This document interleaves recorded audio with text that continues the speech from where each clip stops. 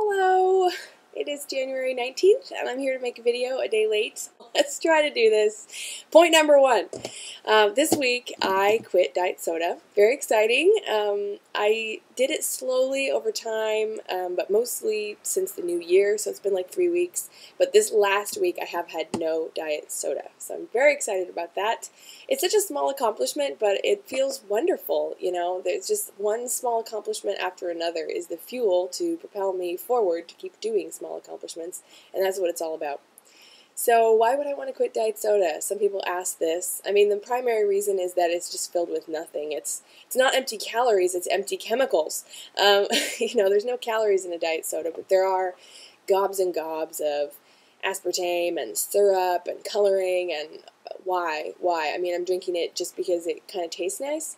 You know, the actual truth is that last time I quit diet soda and I didn't have it for a few months, when I went back and did have one, I thought it was revolting. And so I think that honestly I don't actually like diet soda. I'm just so conditioned into drinking it, and I think it's yummy because I think it tastes like Coca-Cola.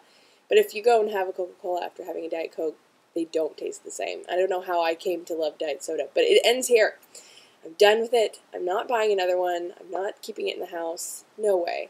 The primary reason, of course, is just the empty chemicals, but beyond that, eating or drinking that much caffeine every day, 2 or 3 sodas, it's really dehydrating, and you have to drink back twice as much water just to stay at normal hydration. And I'm trying to hydrate myself and have a bit more hydration than normal, and so it just seemed completely counterintuitive to keep drinking the Diet Cokes. So I'm very happy about this. Good, healthy decision for me. Yes. The way I did it was I just slowly replaced the sodas later in the day with tea. And I love tea, and many of you have seen me make videos about all the teas that I love and why I love it. The primary reason is because it's just flavored water, and you may add a little bit of sugar, but a teaspoon of sugar is only 15 calories, or better yet, have some honey. More calories, better for you.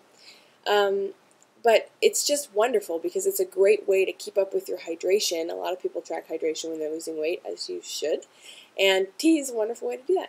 So I started replacing my later Diet Cokes in the day with caffeinated teas, and then later I started replacing those with decaffeinated teas, to the point where I was having 1 Diet Coke, 1 caffeinated tea, and then as many decaf teas as I wanted.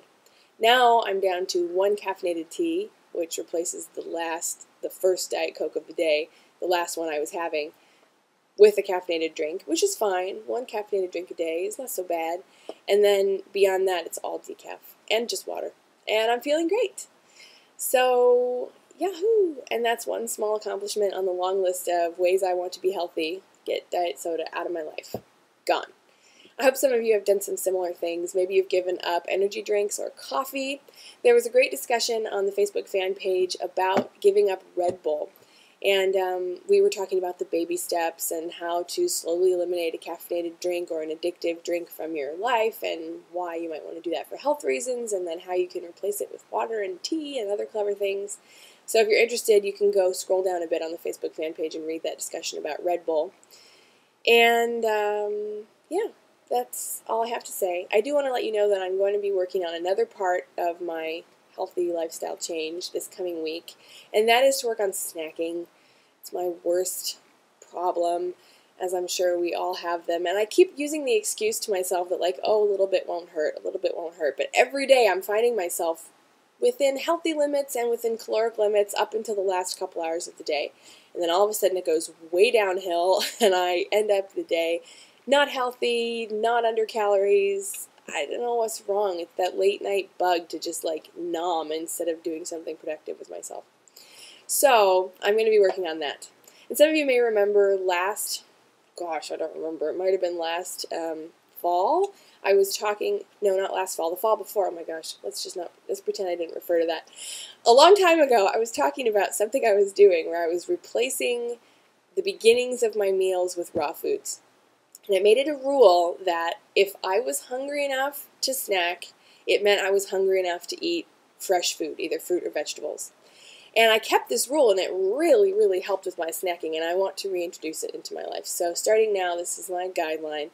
Unless the meal that I'm eating, the snack or meal I'm eating includes fruit and veggies, before having it, I must have a serving of fruit or vegetables.